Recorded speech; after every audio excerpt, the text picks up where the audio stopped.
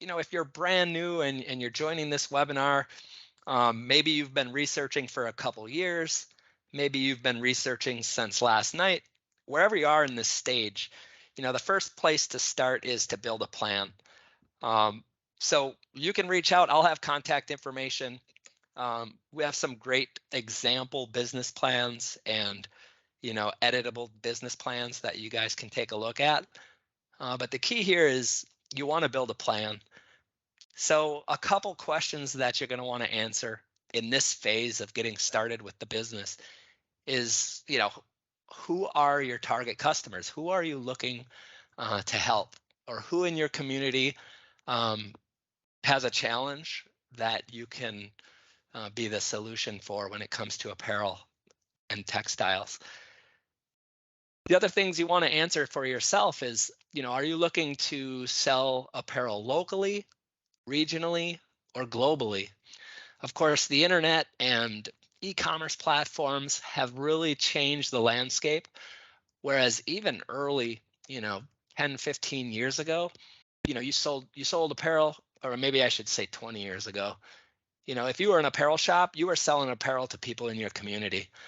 I have customers now that, are selling to, living in a small town and selling apparel to multiple countries. Um, so you want to find out where your sweet spot is, where your customers are. The other thing I think is important is to find a niche. And maybe that's why you're on this webinar today, because you've already kind of found this. But a lot of times I'll talk to people and they'll say, I just want to get into the t-shirt business. And that's a pretty broad brushstroke. And there's certainly nothing wrong with that. But if you can narrow down a niche and really ideally something that you love already, and you can jump in and you probably already have contacts. Let's say it's the wedding industry. But I think that's important as well. Another thing I think it's important to look at is, who are your competitors? So where are they succeeding? Where are they failing? Maybe secret shop some of the local t-shirt shops in your community and just get a feel for how they're running their business.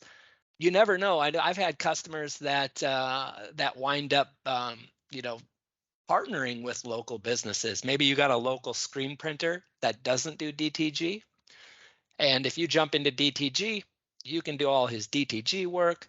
And when you get an order for 10,000 shirts, maybe you can contract to him.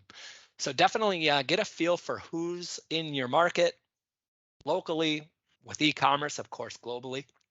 But get a feel for what they're doing right, and where maybe you can have an advantage and earn some of the business. Another question that you're going to want to answer is, do you want to start this business from your home, or do you want a brick and mortar store?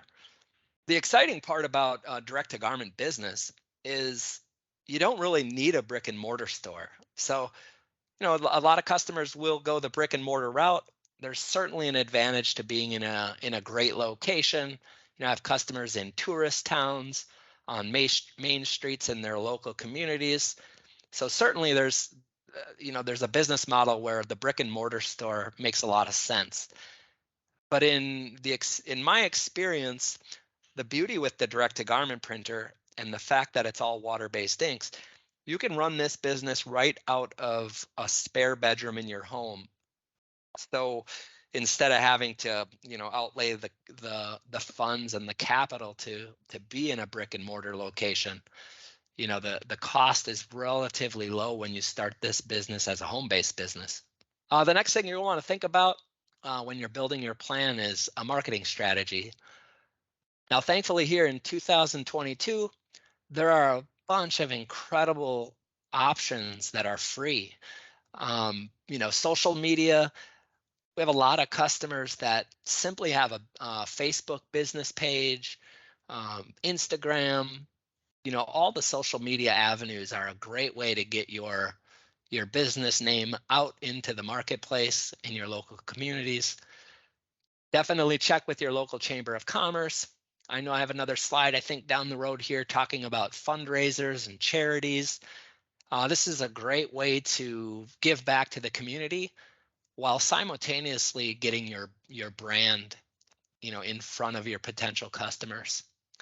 And then finally, you're going to want to research equipment, blank suppliers, and different partners in this industry that can help you succeed in your new direct to garment business.